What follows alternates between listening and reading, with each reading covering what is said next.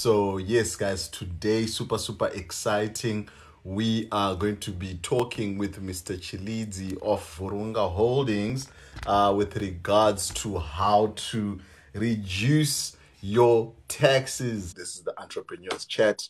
We are a group of entrepreneurs meeting every weekday between 8 and 9 to talk about different aspects of business, different aspects of entrepreneurship, so that we can empower and inspire each other. Mr. Chilidze, how are you? I'm good. How are you, Henry? I'm super, thanks, man. Awesome. So if you can perhaps just introduce yourself so that we can get into the topic of the day. Okay. My name is Chirizi Mabungu. I represent a company called Buronga Holdings.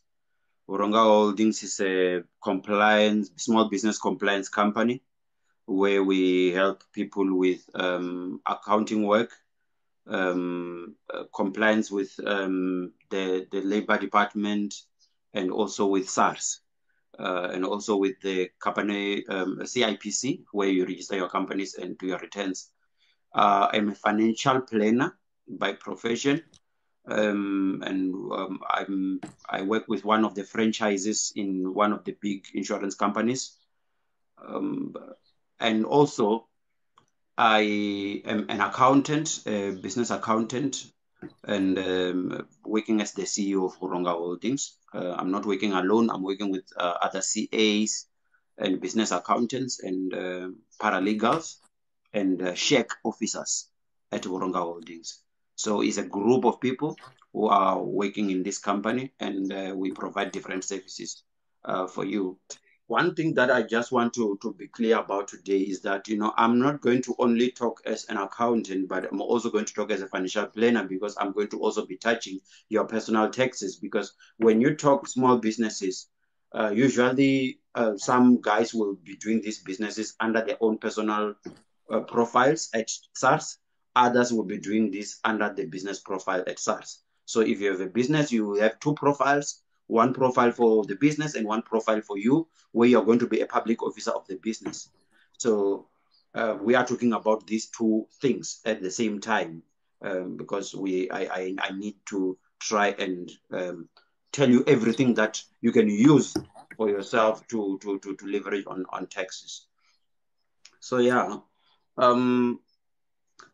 whatever I'm giving is information. If you want advice, you're going to consult us, and our tax practitioners will sit you down and then look at your things, because everyone is different when it comes to these things. What we're giving you is information that will help you. We are not by any way providing tax advice currently or financial advice. We are giving you information that will help you. If you have a pen and paper, you will need to write down these 16 things that I'm going to talk about today. So 16 things, at least one of them can save you tax in a way. I mean, that's a lot of things that I'm going to unpack today. I'm not going to dwell much into any of them. I'm just going to just briefly explain each, and then we will then, maybe if there are questions, then we will ask questions and take it from there. So, reducing your tax bill, at the same time growing your wealth. That's what I want to talk about today. Number one, first important thing is something called retirement annuity. A lot of people do know what retirement annuity is.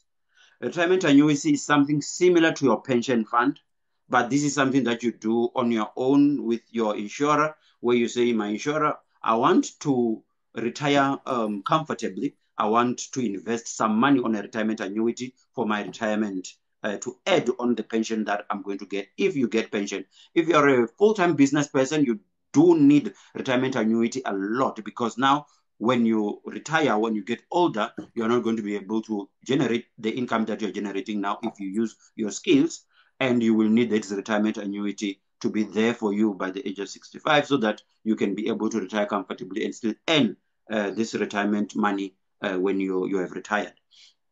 If you are employed, you can use the retirement annuity to add on top of what you are contributing to your pension fund, and that's a good thing. But then how does this relate to tax? So In the last financial year, you could claim 27.5% of your taxable income as deducted. That the income that is deducted to a maximum of 350,000 rands. So that's what you could claim. If your 27.5% of what you claim back from SARS is more than 350,000, then obviously that is a ceiling. You cannot claim more than 350,000.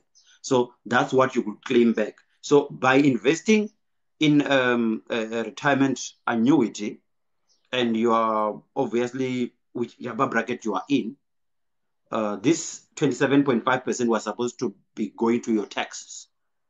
Instead of going to your taxes, you are getting this money back.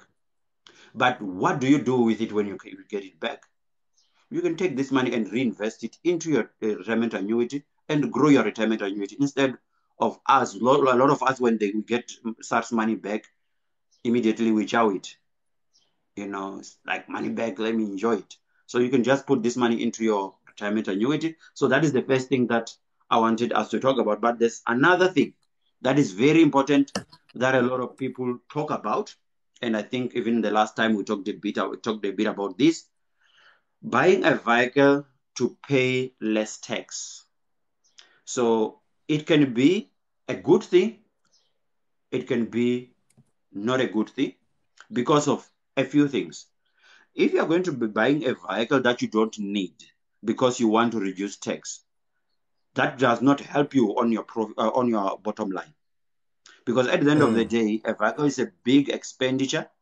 It's a big a chunk of money that you're going to spend. I don't want to say expenditure because you're buying an asset, but it's a big chunk of money that you're going to take out of your in revenue to buy this vehicle.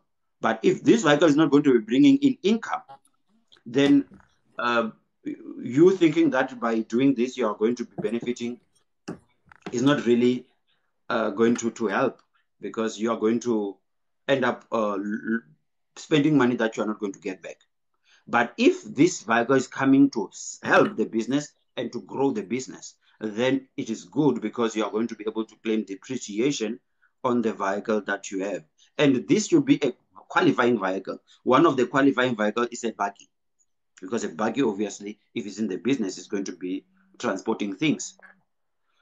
And that is very important when it comes to that. But if it's not a buggy, maybe it's a private car, whatever, there will be a lot of debates on that one, and it's not going to be easy for you. But a buggy is much, much easier to claim depreciation on that. Obviously, when we talk about assets, we're not only talking about vehicles, we talk about machines and all those things that have depreciation, and you need to claim on that. So there are people who have a lot of machines in their offices and in their place of work, but they are not claiming depreciation on that. So you need to see your accountant. If you don't have one, Woronga Holding is there. We can be able to assist you with that. That's where we give you your advice, and we give you more information on that. The third thing that is very important, Henry, is travel claims. There are various types of travel claims. You have travel allowance as part of your salary structure, where at work they say, you know what, we're going to give you travel allowance as part of your salary. Fringe benefits of a company car, you can have that. Or the use of to conduct business to generate income of your car. If you use your car to generate income, then that can also be part of traveling claim. You can use your own vehicle as a small business owner to do business, and then you are able to claim that. But at all times, there's one thing that is very important. Something that is not negotiable. You must keep a log book. That is not negotiable. You must keep a log book. If you can, even all the slips where you're buying petrol and everything, keep them. Keep a log book. Make sure that traveling for business is indicated. This is for business. And if it's for personal, you indicate that this is for personal, so that they can be able to look at your logbook and see that this is how many kilometers you traveled this year, and this is how much you can be able to claim back. Without a logbook, there's no negotiation with SARS about that. That is your normal expense that you're going to be taxed on.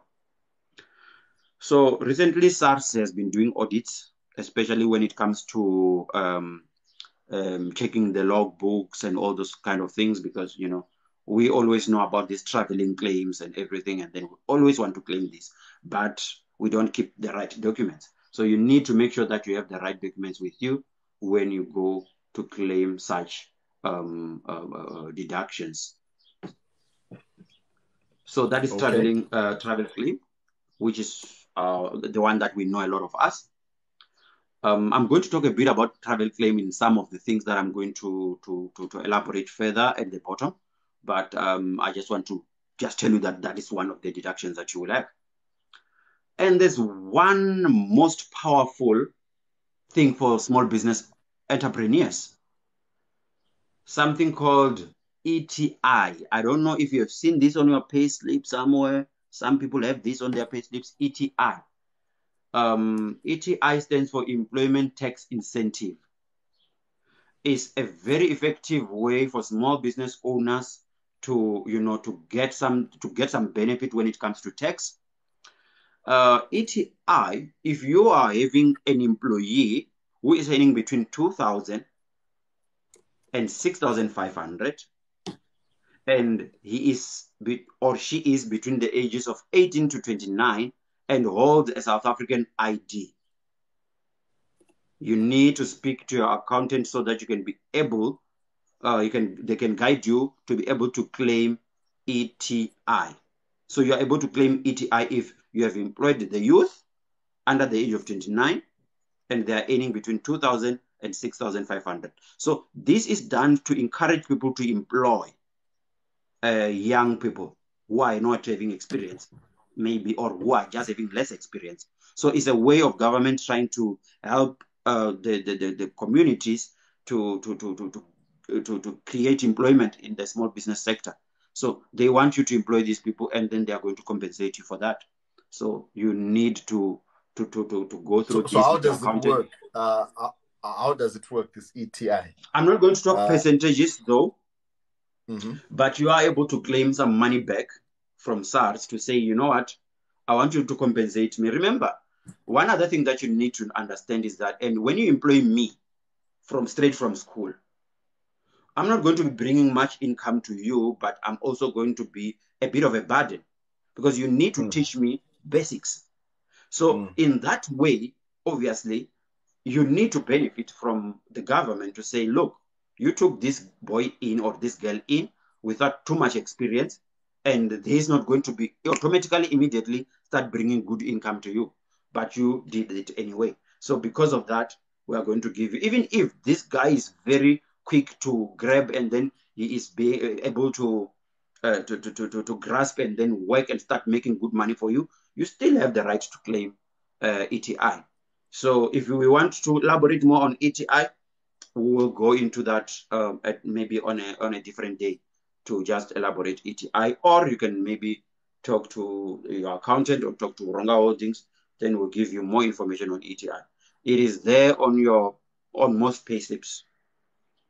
Mm. So essentially, what you'll be doing is reducing your tax that you're supposed to pay as a Yes, company. yes. So Mm. this ETI thing is like, it's a very good thing. There are a lot of companies that are employing young people now because of this ETI. And for small businesses, it's a very good thing because you're employing somebody you're going to pay between 2,000 and 6,500, which is a bit affordable for a small business owner. And it's a youngster who's maybe staying in a bachelor, not yet married, and don't have too many responsibilities, willing to learn and all that. So it's much easier for you to employ such people and give them experience. And when they go, obviously, they will really appreciate the small business they started working for, instead of hiring somebody that is going to be very expensive and you cannot afford. So it for small business owners is a very good thing. Okay. So right. No, cool. No, that makes sense. Yes. So number 5, tax-free savings accounts. These types of accounts are accounts that where you invest money, and the last financial year you could invest up to 36,000 a year tax-free. You either do it with a bank or insurance companies, and or all these institutions that have tax-free investments. You can invest with them, and the maximum of your lifetime is 500,000. So you cannot go beyond 500,000 tax free. So the minute you start investing more than 36,000, you're going to be taxed on that money. So you invest up to 36,000 a year. It can be a monthly stop order, or it can be a lump sum of 36,000 that you invest once a year. And then following year, you can still invest another amount until you reach the maximum of 500,000. So this amount increases almost every year. I don't know. We will look at the tax report for this year when I think I received one year yesterday, but I've not gone through it. So you are going to maybe get an extra amount nyana on the 36,000 that you can invest on tax free. So 36,000 on a tax free, that was going to be taxed on your name, and now it's on a tax free investment, earning some interest, and you're also not going to be taxed on it. Why not? You don't lose anything. Instead of you putting money in a tax deductible investment that is giving you maybe a very low interest, look at a tax-free investment and look at the best one, and then invest on that so that you can reduce your taxes. Awesome. The sixth one, capital gains tax considerations. So in this one, we are talking about things like your properties, your shares, all those kind of things. They can attract what we call capital gains tax, depending on the amount. And for individuals, you receive annual capital gains tax exemption of 40,000 rands. But what the advice that we can give, or some advisors will tell you that, you know what, there's a certain period in a year where you need to sell this. Maybe you're selling your business, or you're selling you're selling your share or whatever, that will bring maybe the possibility of a capital gains tax because it's an asset. You need now to not sell by the end of the year. Remember, the financial year end is the 28th of February every year. And the start of the financial year is the 1st of March. We are 90 days into the new financial year now. What you need to do is to sell earlier in the year, like maybe from the 1st of March going further, because then now if you sell your shares at that time, you're able to delay the capital gains tax, because you are only going to pay that capital gains tax if you sold your shares on the 1st of March. The selling day is the 1st of March. You are going to delay your tax for the next 12 months. And you can be able to make money with the money that you received from that sale, in such a way that when you go to pay your capital gains, already you have made money out of that sale. But if you sell this just before the 28th, you are now liable for that capital gains just after the 28th of February, which means then before you even use this money to make more money out of it, you are already going to be paying capital gains tax on it. So that is another way to try and reduce, to benefit out of capital gains tax, because it's not going to be needed immediately. Remember, as I said the other day, an employee is taxed before they even have access to their money, but a business is taxed after having their money and maybe using it, because you're given about 10 to 11 months to declare your tax returns and everything, to pay your taxes the following year. Awesome. Before you continue, just a big shout out to everyone liking the live. Guys, let's like the live. You can just tap on your screens as many times as you want. TikTok doesn't stop you. It helps other people to see the live as well. So yeah, because TikTok is like, okay, if people are liking the live, then there's some good information here. Then it shows other people. So Pabilicious, thank you for sharing. It's liking the live, Mr. Pabilicious. Pabilicious, sorry, thank you for liking the live, Mr. Voroga Audience, Mr. Positive. Thank you for liking the live. Royal D60, thank you for sharing the live. You can share the live as well. 1986, Binaj, thank you for liking the live. Kabelo Matabo, thank you for liking the live. Everyone liking the live. Let's keep on liking the live, guys. So yes, and thank you for the gifts as well. AGL066. We do accept gifts, guys. We accept gifts. So thank you. Give the gift. Give us the gifts. Give us the gift. Let's get those gifts. Guys, give us the gifts. Vanessa, I got 3 gifts just by saying give us the. Okay, I must say this often, eh? Look, I have three. I've given something like 3 coins or something, eh? Thank you. Thank you. Thank you for liking the live, but Toby, thank you, 1986 Binaj, for the gift as well. So yeah, Yes, so there's this issue which we read in Rich Dad Poor Dad, right? yes. With it, I think it's about some sort of, I don't know if it falls here or you're going to touch on it later, Mm-hmm. some sort of capital gains tax deference, whereby if you are increasing the value of a property, so let's say Mm-hmm. you've sold this one property, but then you buy another more valuable one, then sort of the taxes, capital gain taxes are deferred. Is that the case here? Is there anything like that? Yeah, I think that will apply in almost many countries. Yes. Mm-hmm. Um, I think that will apply, but the day you spoke about this, Henry, I was driving. I just heard you saying capital gains tax, and didn't really ask you yesterday what the question was about. But in the meantime, I will answer that question before we finish. I'll go back into it before we finish, and I will be having information by the time we finish Yeah. So on that, because it's essentially, a bit of yeah. an So American essentially kind of is thing.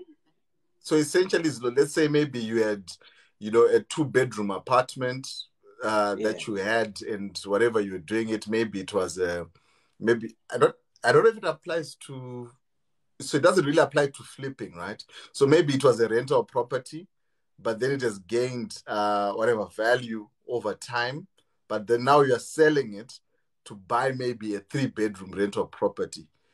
Are you going to pay capital gains tax on that? I think that's sort of maybe the question, how it looks like.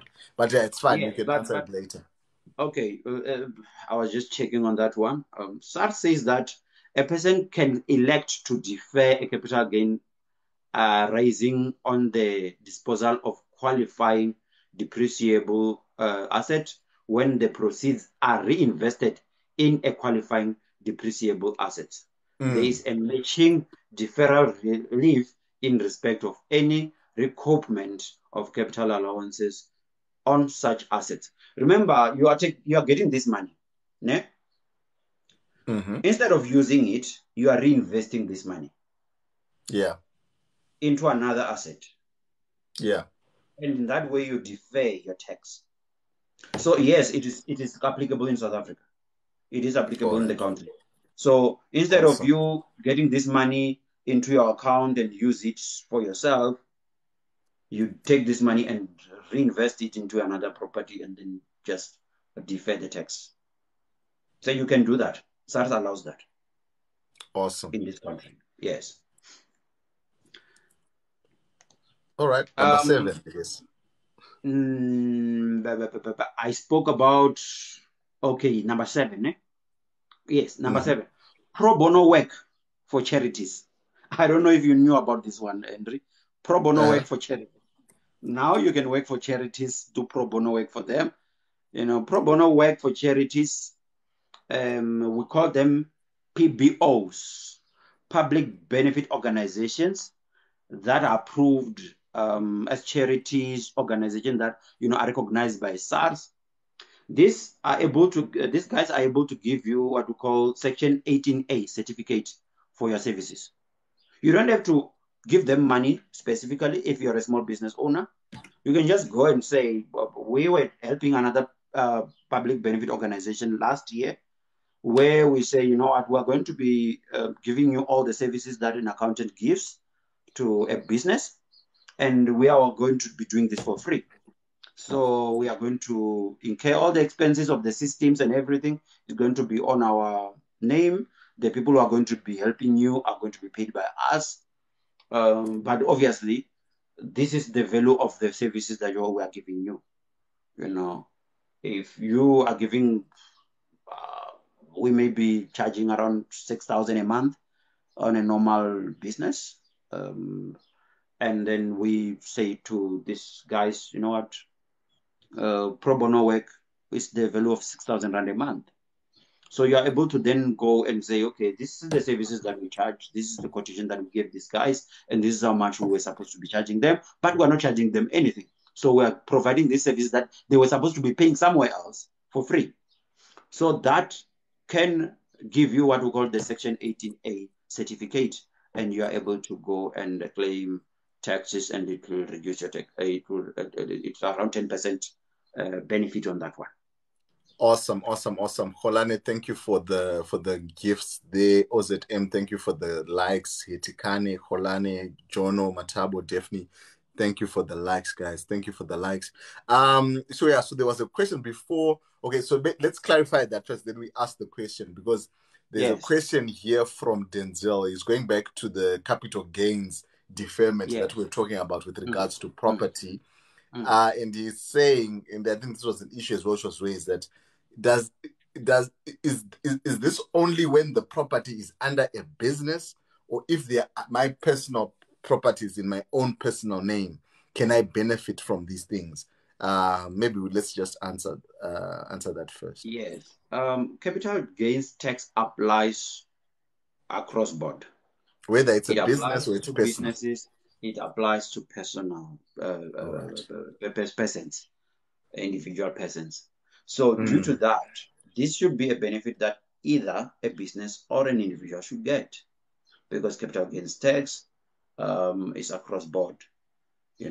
Same with the income tax.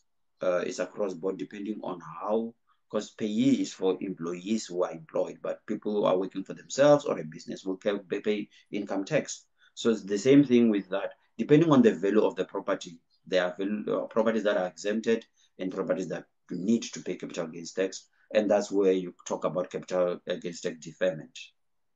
All right. Yes. Awesome. So the issue of the pro bono work for charities.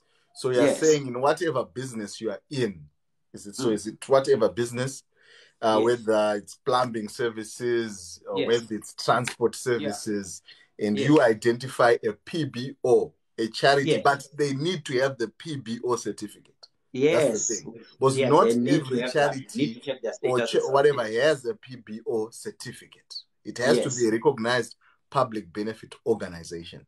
Yes, by SARS. Then you do work for them, then you have to quantify that work.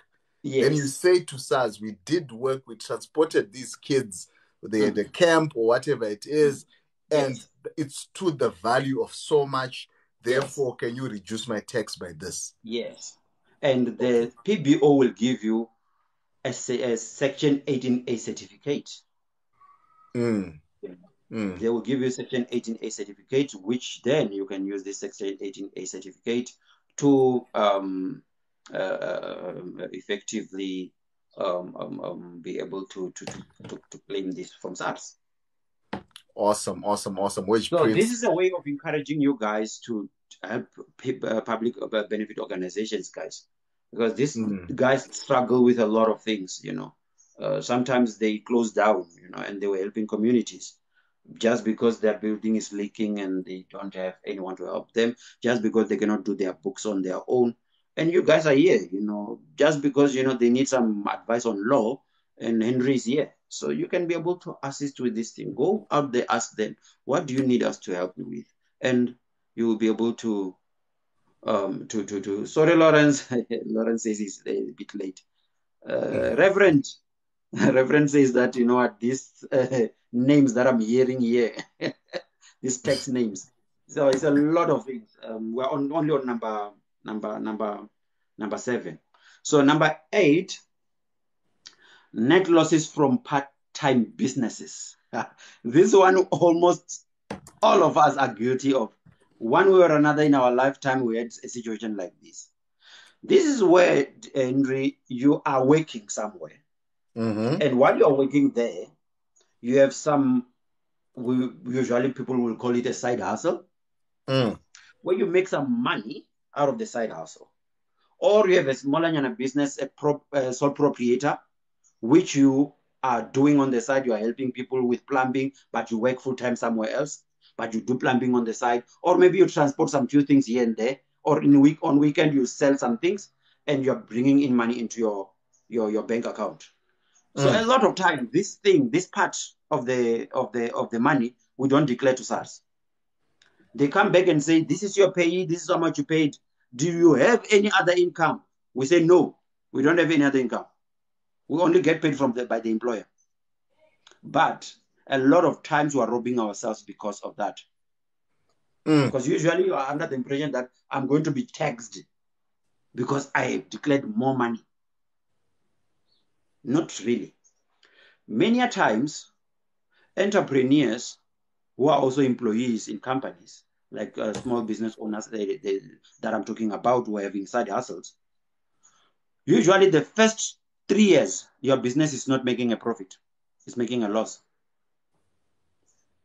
Let's say, for example, you were using your own money to, pump into this business, and you sold whatever you sold.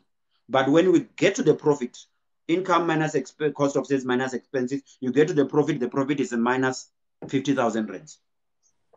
Did you know that minus 50,000 rand, when the payee that you pay to SARS was a certain amount, and they say, okay, traveling allowance, whatever deductions, whatever, we are only going to give you 2,000 rands back.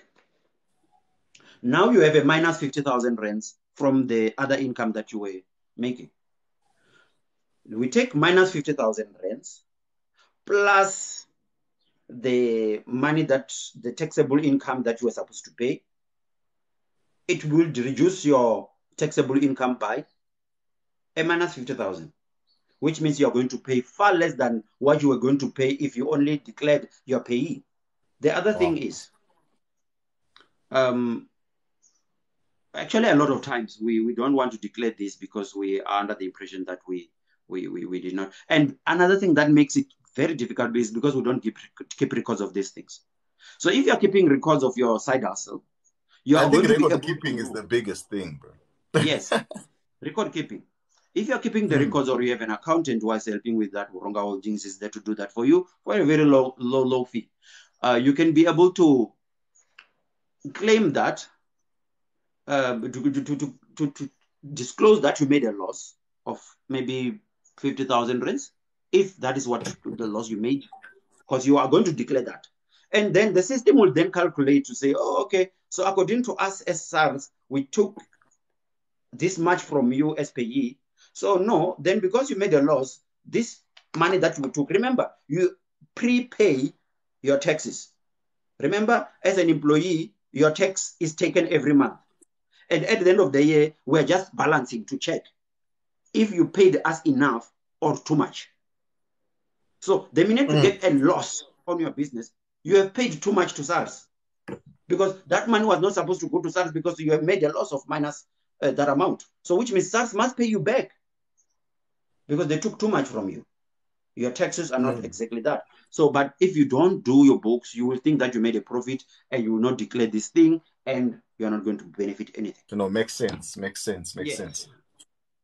So a lot of startups don't make profit for around 3 years. So most of them. So that's where you can go and say that I've been putting money into this side hustle of mine, therefore deduct my taxes. Yeah, not only putting money, but you need to do an income and expenditure on the SARS return thingy, where you indicate exactly how much you have received from this business, how much you spent on this business, and this is how much you made as a profit on this business. Yes. Lawrence is asking, I've been using simple accounting to track my books. What do you advise? What does that mean? Simple accounting, is it a system that you're using, or just saying simple accounting by just doing it yourself?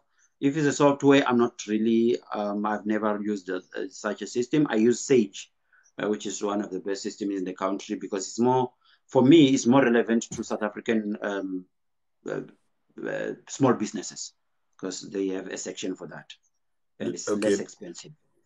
Leslie is asking, on the previous point, how many PBOs can you actually help? I won't be able to answer that one, but I think there is a threshold. I don't have it here with me. I did speak about it last time, the exact threshold or how much maximum you can be able to claim on that one. But per PBO, the total, actually, you will be able to deduct 10% of your taxable income on all donations to PBOs. 10%. On all donations to PBOs. So it means all, that there is not one PBO, all donations. All right. So there's no limit to the number of PBOs. No, it's all about the fact that it's going to be 10%. But you don't want to take all the money that you have and so you can get go a 10% deduction and think that you're going to benefit out of that. It will be a loss for you. Awesome. Lawrence is saying I tried Sage, but it's expensive. Yeah, which Sage did you try, Lawrence? Because Sage has different platforms, different packages. And if you do it with us, it's far much less because we are also agents of Sage. Lawrence is an agenda. He's asking, how do you go about getting your returns on VAT? This guy wants his money back. Look, he's been Lawrence, beating around the bush. Now he's are now you a like, vendor, Lawrence? okay, let me just ask you, tell you what this is about. He wants his money back. That's all he wants. Yeah, this is what he's trying to tell. Yes, Lawrence. What you need to understand about VAT is that you become, if you have registered yourself as a VAT vendor, you are called a VAT vendor. A VAT vendor is a guy who is responsible to collect money for SARS.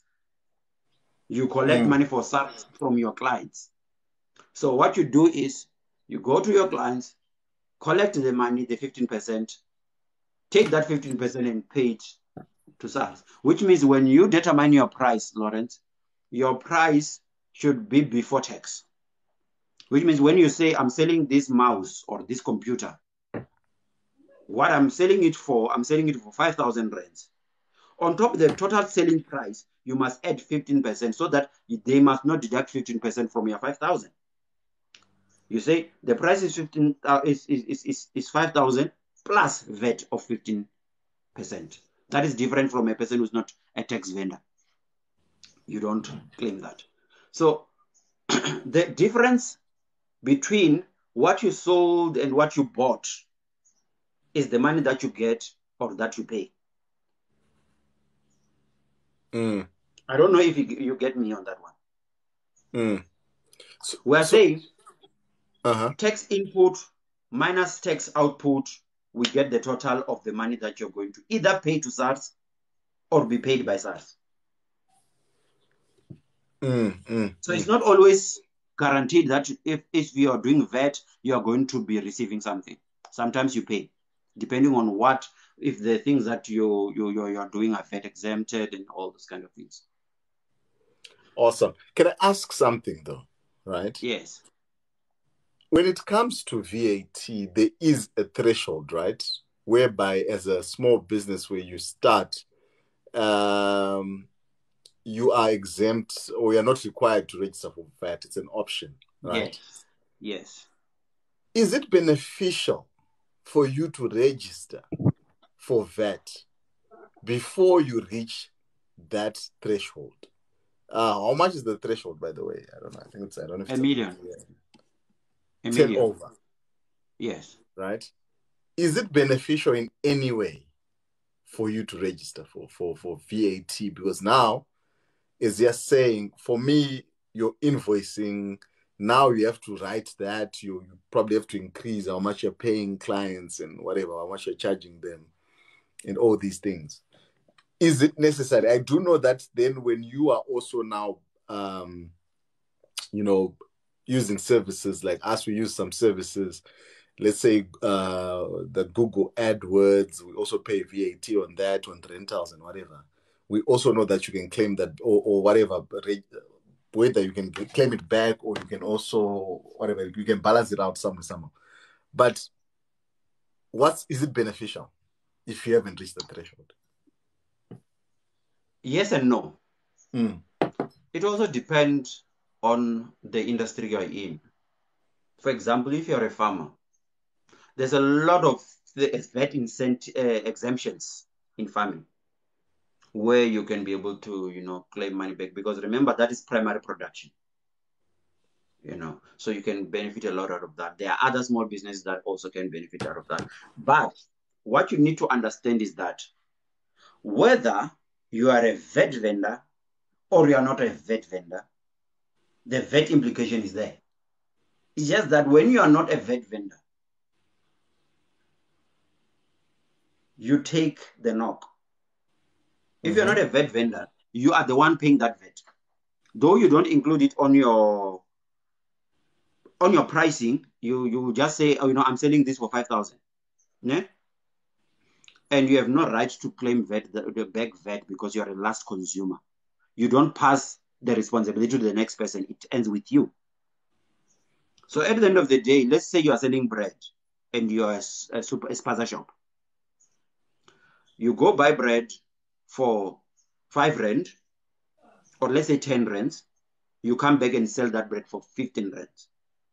When you go to that shop where you buy bread, they will say bread is this much plus 15% VAT.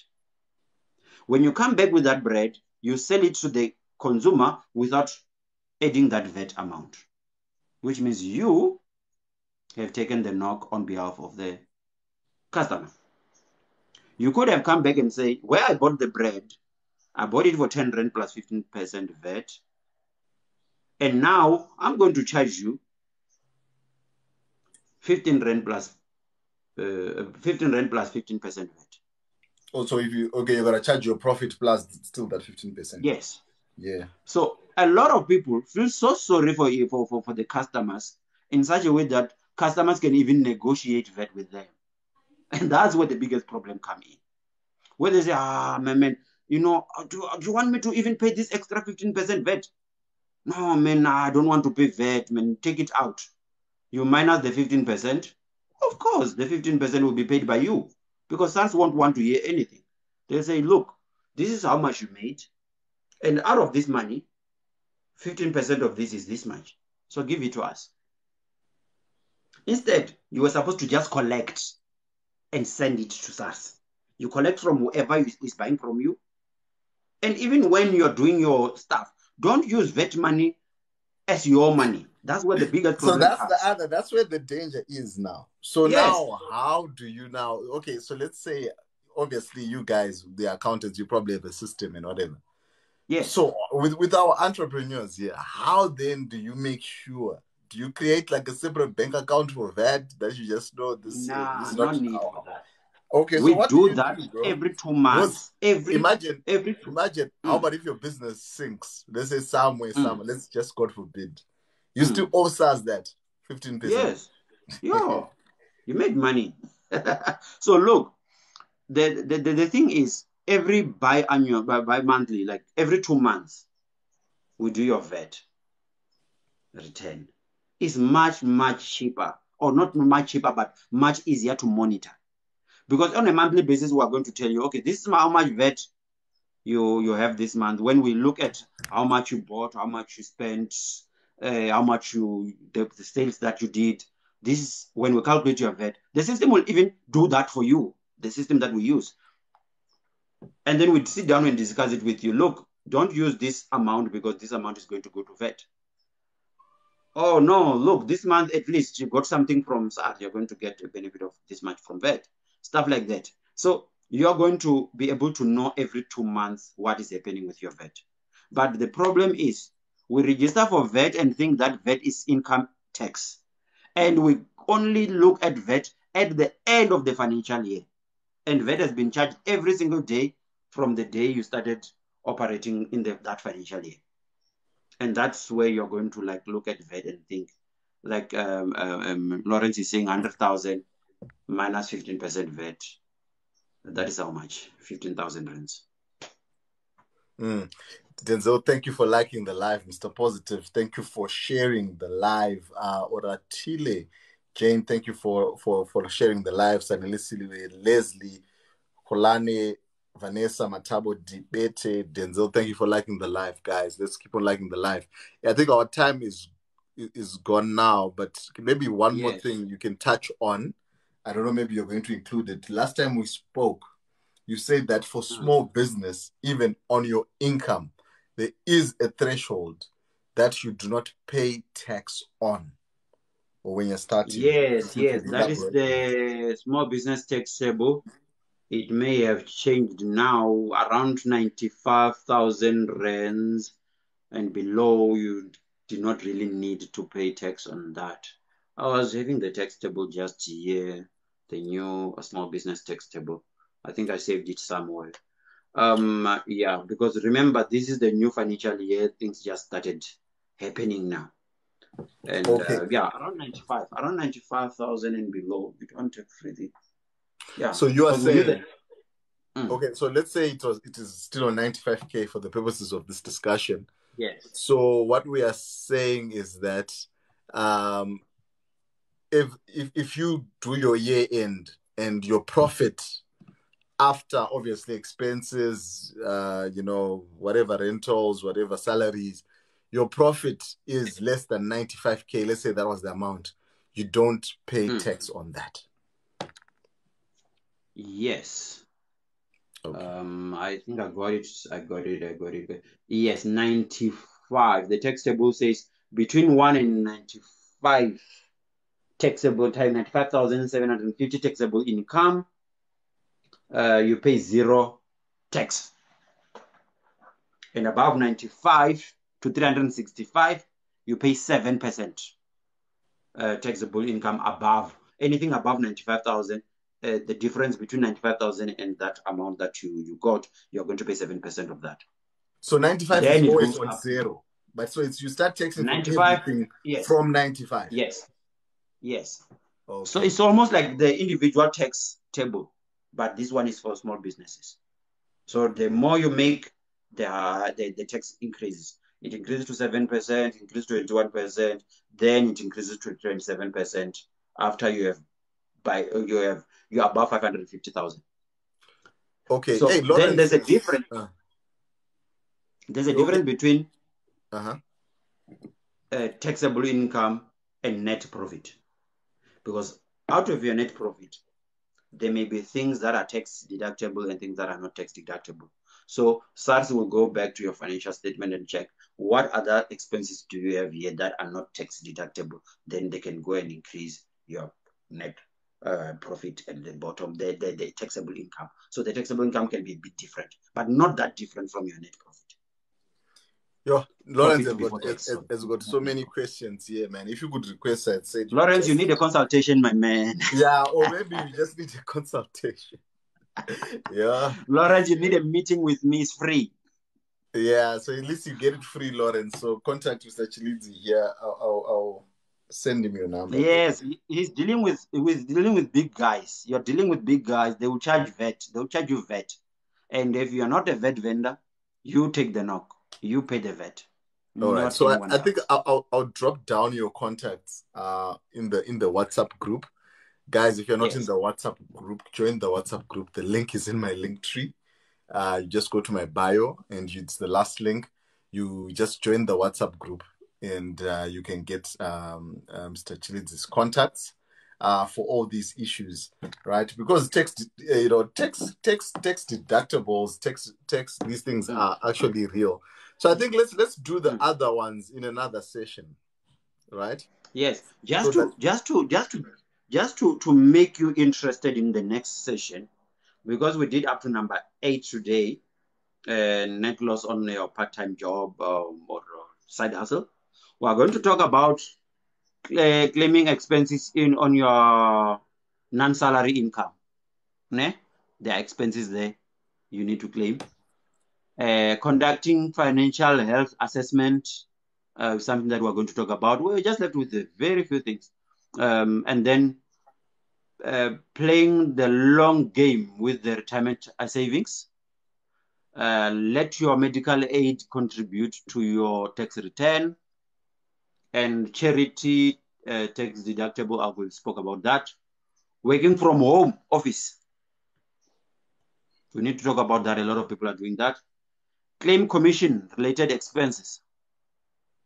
Claim business travel if you are a commission earner also.